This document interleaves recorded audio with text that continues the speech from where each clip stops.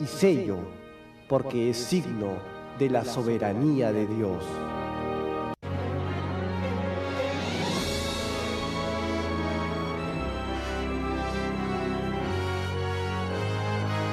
EWTN, el esplendor de la verdad.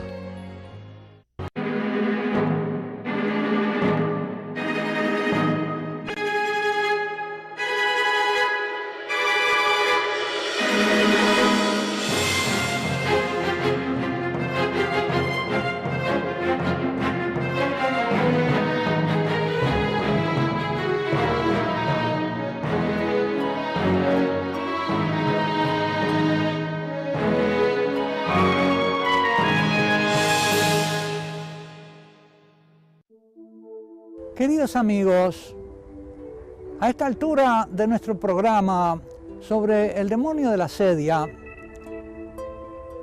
me siento un poco menos cohibido ante la cámara porque no estoy habituado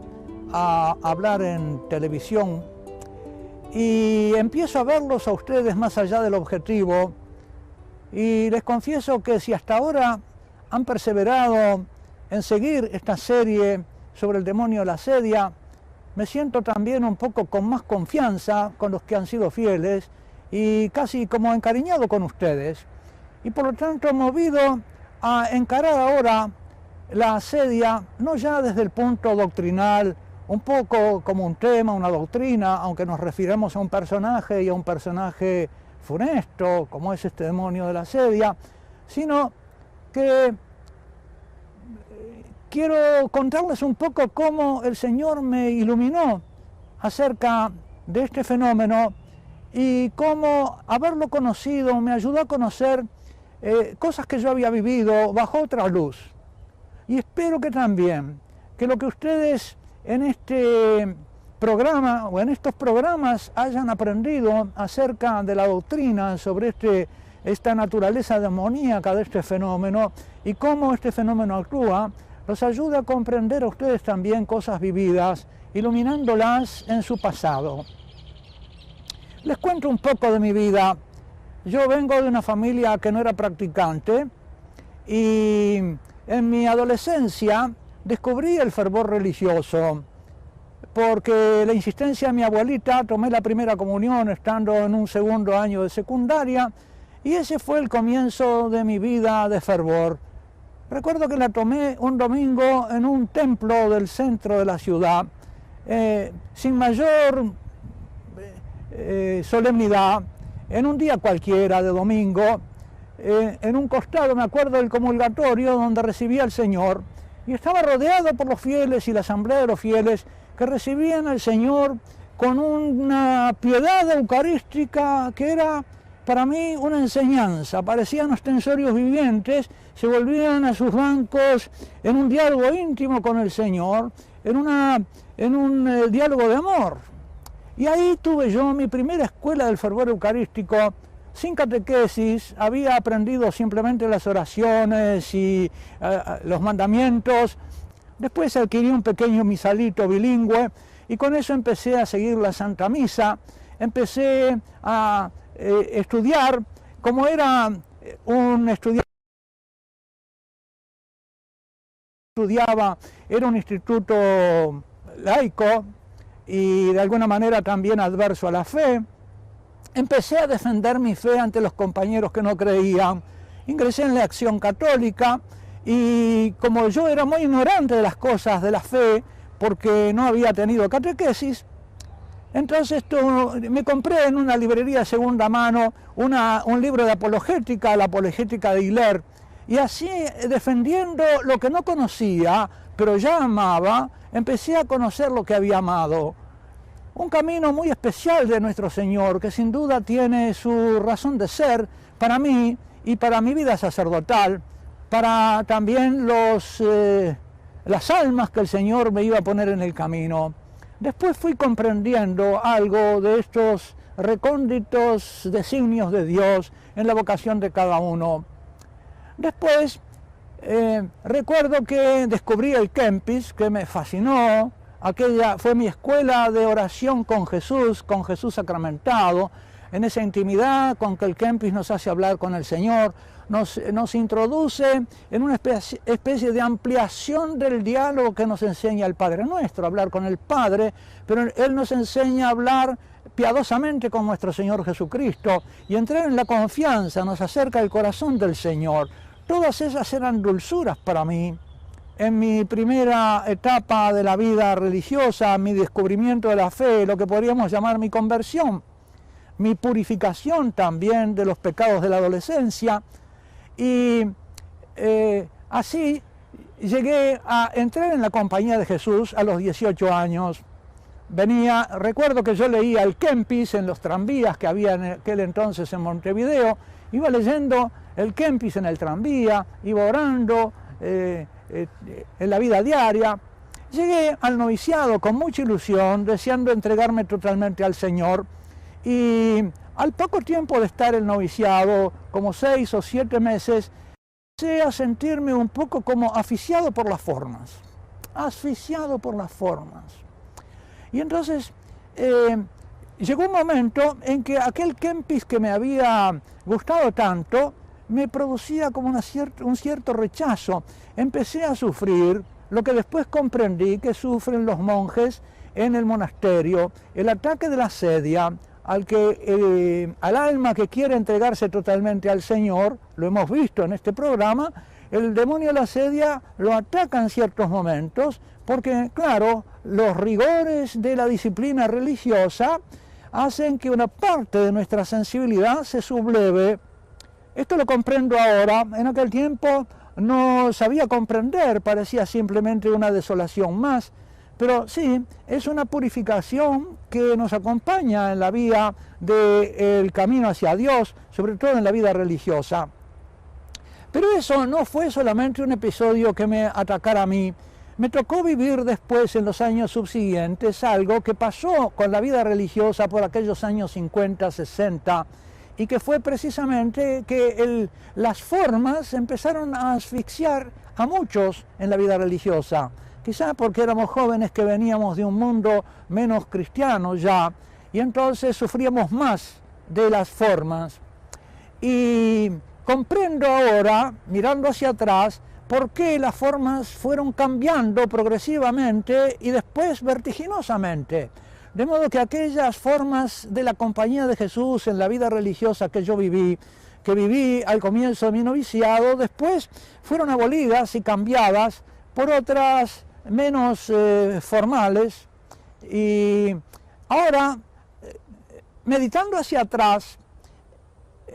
a la luz de esta sabiduría sobre el espíritu de la sedia que el Señor me ha ido dando con los años, comprendo que muchas veces donde hay formalismo, después se produce una sedia tal contra las formas que en vez de llenarlas de espíritu,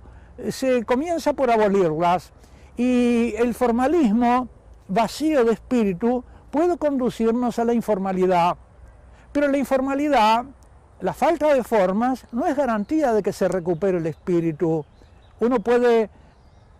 tirar las formas y no recuperar el espíritu, y eso lo he visto suceder. En parte en mi propia vida lo he experimentado durante un tiempo. Después lo vi suceder con muchos compañeros míos que, habiendo entrado en la vida religiosa para abrazarse con el amor de Dios, no tuvieron la perseverancia y abandonaron la vida religiosa en distintos momentos de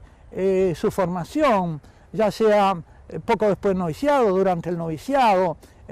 más tarde y aún incluso después del sacerdocio.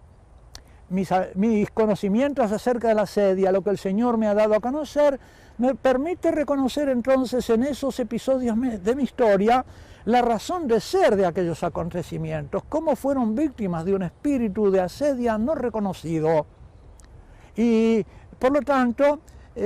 ha iluminado ese pasado mío. Comprendí también por qué, después de muchos años de vida religiosa, aquellas obras de vida espiritual que nutrieron nuestro noviciado, como por ejemplo las lecturas del Padre Rodríguez, el ejercicio de perfección y virtudes cristianas, desapareció de las bibliotecas, fue barrido, fue tirado, fue quemado en parte, con una especie como de saña, de desagrado por aquel pasado que ya no se quería más. Se quemaron notas y diarios espirituales y hubo como una abjuración de aquel primer fervor que se confundía con las formas. Comprendo también que muchos compañeros míos en la vida religiosa entraron a veces de un pasado de catolicismo formalista, un poco ahogados por las formas.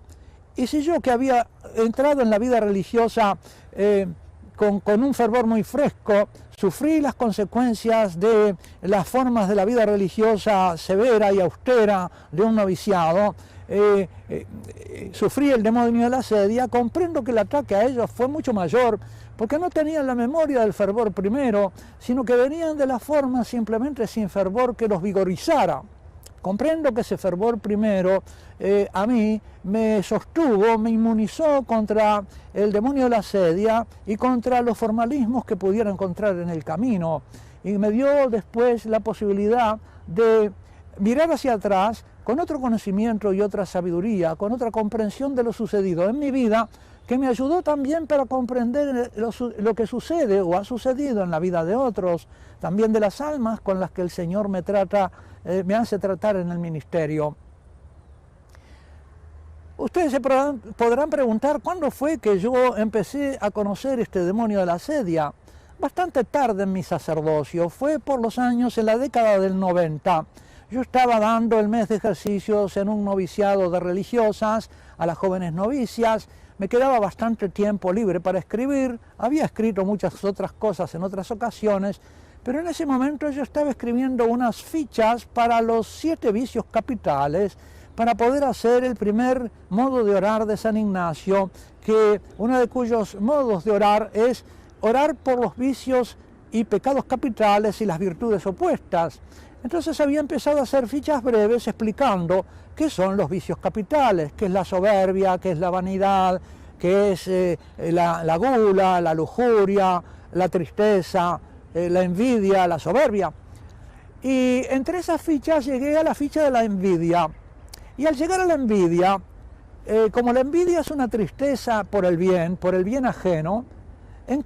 encontré allí por primera vez con la sedia, que yo no había oído hablar mucho de ella, o si había oído hablar de ella quizá en la lectura del libro de los ejercicios de perfección y virtudes cristianas del Padre Rodríguez, no había reparado en ese pecado, quizá porque no se refería a una experiencia propia mía en aquellos tiempos, o no la supe conectar con ella cuando la sufría. En ese tiempo entonces, en ese momento, empecé a escribir sobre, pero no pude detenerme en una ficha sobre la sedia. Aquella ficha empezó a crecer y a extenderse con una comprensión de lo que era la definición de la sedia, un poco con lo que he ido volcando en estos programas y entregándoles a ustedes en estos programas. Y de ahí salió un libro en el año 95-97 con una comprensión del fenómeno de la sedia como un fenómeno de la civilización, que se llamó En mi sed me dieron vinagre, la civilización de la sedia, donde reuní todo aquel material que había ido saliendo de aquellas fichas, ordenándolo por capítulos: la sedia, la definición, la sedia en las Sagradas Escrituras, la sedia en el martirio, alrededor de los mártires, de los perseguidores, del impulsor del martirio, que es el demonio, la sedia en el mundo contemporáneo tal como yo la había padecido, y también en la vida religiosa, las causas de la sedia y los remedios. En aquel momento no reparé que el primer remedio, el más importante, era la oración contra este demonio y el exorcismo, porque no tenía todavía tan clara la noción de que es un demonio, que no es simplemente un fenómeno moral, que no es simplemente un fenómeno psicológico, sino que es demoníaco. Y por lo tanto hay que combatirlo con la oración y el exorcismo. Y una parte importante del exorcismo es conocer su nombre. De modo que comprendo también que, habiendo conocido el nombre de lo que yo había vivido, pude librarme de algunos efectos de ello y pude ayudar a otras almas a reparar y a darse cuenta de lo que estaban padeciendo, que era una tentación de este demonio de la asedia. Comprendo entonces perfectamente, queridos amigos, cómo lo que viví muchas veces durante mi vida, o vi que vivían mis compañeros en la vida religiosa, eran ataques de este demonio de la asedia que les hacía odiar las formas y hacer pasar a la informalidad, querer tirar todas las cosas. Recuerdo que estando en Alemania, estudiando alemán, yo estaba estudiando teología en Holanda y fui a Alemania a estudiar alemán en un filosofado de una orden religiosa, y allí, en ese momento, llegó la carta del general de esa orden religiosa, y yo, que no entendía alemán, después averigüé a qué se debía, y era que los jóvenes del filosofado habían sacado una imagen del Sagrado Corazón que estaba en la escalera del filosofado y la habían enterrado en el bosque. Ahí tienen ustedes, eran los años 64 o 65, tienen ustedes un ejemplo de hasta qué punto la asedia había invadido las formas religiosas, una especie de aversión a las formas religiosas, incluso a las imágenes sagradas, quizá porque venía una invasión de otro gusto artístico, pero para mí en ese momento no comprendía a qué se debía eso. Estaba en ese momento también toda la iglesia invadida, todo el pueblo católico invadido por esa reacción cercana al concilio, alrededor del concilio, en que se quería innovar todas las cosas y había una predisposición para terminar o abolir todas las cosas anteriores. Recuerdo iglesias en las cuales se retiraban los reclinatorios, se sacaban las imágenes, y había como un despojamiento que acercaba nuestros templos al aspecto de los templos protestantes, sin imágenes y sin los gestos tradicionales de la piedad cristiana. Eso en ese momento yo no lo comprendía, lo comprendí después. Estaba contándoles entonces que en ese momento en que, dando los ejercicios, comencé a ver el tema de la asedia, se me fueron iluminando pasajes de mi vida anterior y experiencias de mi vida. Comprendí el motivo de esa pérdida del fervor religioso que yo había experimentado, tantos compañeros míos con efectos mucho más funestos para su vida sacerdotal y de fe, para su vida religiosa. Conocí también, empecé a comprender la apostasía, el fenómeno de la apostasía. Vi que numerosísimos católicos que habían sido católicos de familias tradicionales en Uruguay, en pocas generaciones se terminaban las familias católicas, y aquellos que habían ido junto con sus padres al templo en la misa dominical, después abandonaban la práctica y en 2 o 3 generaciones ya ni siquiera se casaban por la iglesia. Habían abandonado también por asedia cultural. Viviendo en esta civilización de la asedia, se habían contagiado de este demonio de la asedia que hace abominar las cosas de Dios y los signos de Dios y las virtudes teologales. Muchas de esas almas que habían vivido un pasado fervientemente católico no es que se convirtieran en malas personas, pero se abrazaban después, habiendo abandonado las virtudes teologales, habiendo terminado con su relación con Dios, se abrazaban a las virtudes morales y cultivaban entonces lo que podemos decir una encomiable filantropía, amor a los hombres, pero no el amor de la caridad fundado en Dios y motivado por Dios, sino la filantropía, un amor humano, un amor compasivo por los otros, en los cuales había un residuo de su capacidad de piedad hacia los otros, un residuo de su fe perdida. Y entonces conocí esos, yo les llamo honorables apóstatas, honrosos apóstatas, que decían haber abandonado la fe y se entregaban ahora a las obras de caridad, a las obras de filantropía, a la lucha política, a cambiar la suerte de los pobres, movidos por una compasión humana muy encomiable, pero que ya no era la motivada por la caridad cristiana, sino por esa compasión humana filantrópica. y cultivaban eso con habiendo dejado las virtudes teologales, cultivaban este nuevo modo de vivir, entregándose a las virtudes humanas con una especie como de elegancia, y yo me pregunto si no con una cierta soberbia, de sentirse tan buenos. Habían terminado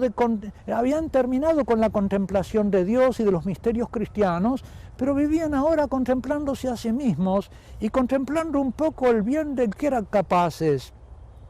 Y creo que haber sabido lo que es la sedia me ha ayudado a comprender el engaño en que habían incurrido estos personajes llevados por el demonio de la sedia.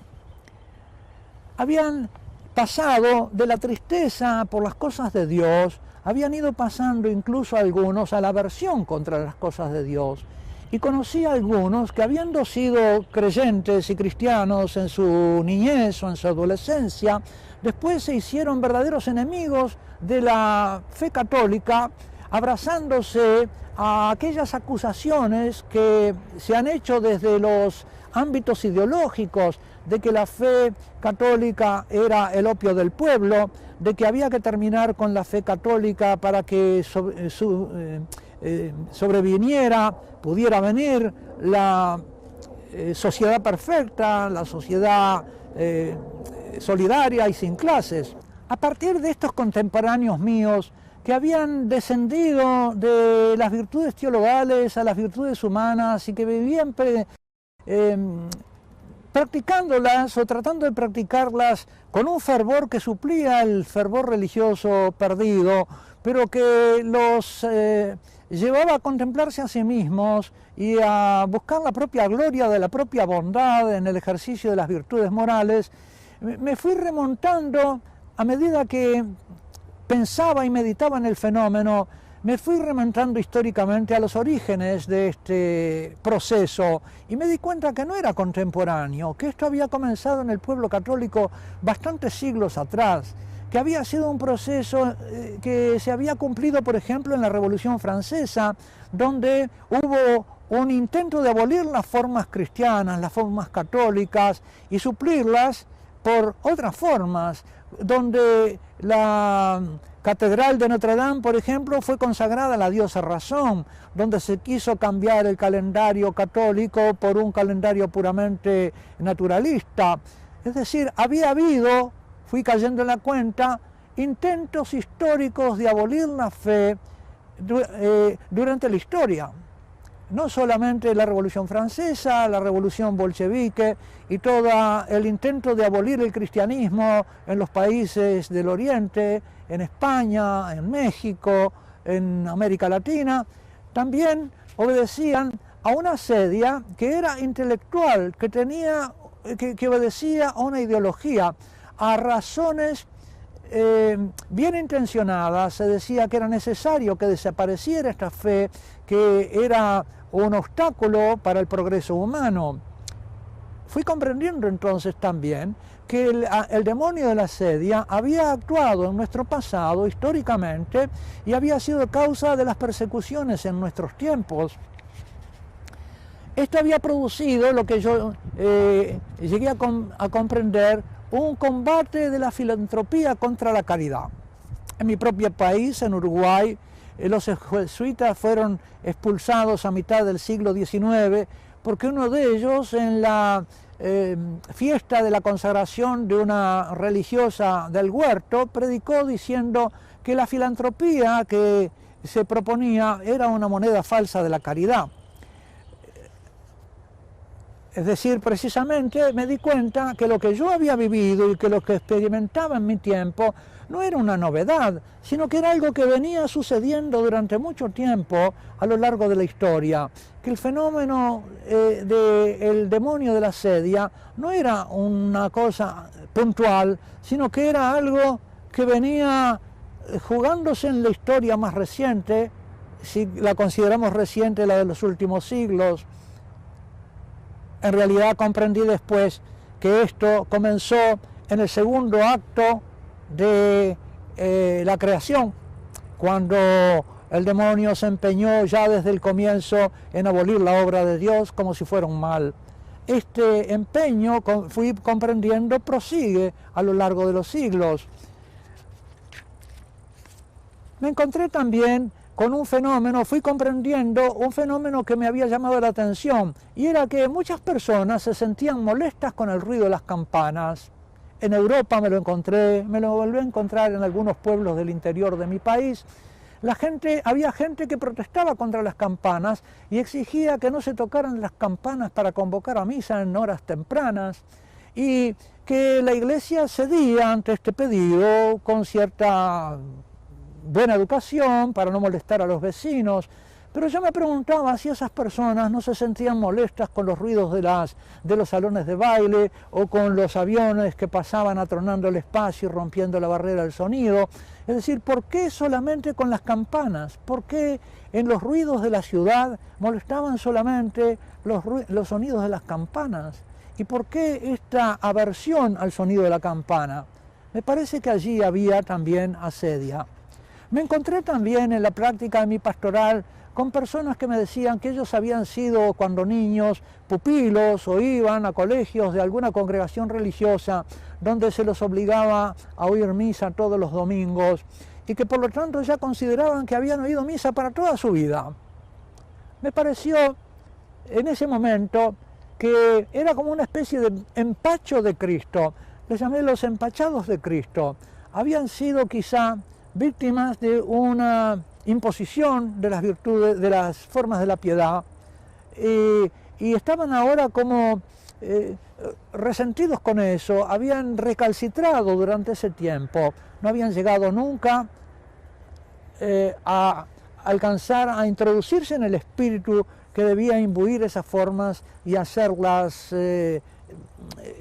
significativas. Quizá falló en esos pedagogos la capacidad de inducirlos a través de las formas a encontrar el espíritu que había dentro, o no fue en muchos casos por causa de los educadores, sino por causa de ellos mismos, porque muchos otros compañeros suyos encontraron a través de esas mismas prácticas el camino de la fe de nuestro Señor Jesucristo y perseveraron en el camino de la vida católica. Para ellos, en cambio, esas formas fueron un motivo de empacho y de rechazo de las cosas divinas. Y queridos amigos, estamos llegando al fin de este programa. Yo podía seguir tanto tiempo hablándoles y contándoles de mi historia, de mi encuentro con el demonio de la asedia y de lo que el Señor me enseñó acerca de él para defenderme y para defender a sus ovejas. Y podía seguir aquí mucho tiempo, pero tenemos que terminarlo. Y por lo tanto los dejo hasta el próximo programa, pidiendo al Señor que los bendiga y al ángel de la guarda de cada uno que lo libre del demonio de la asedia. Hasta el próximo programa, si Dios quiere.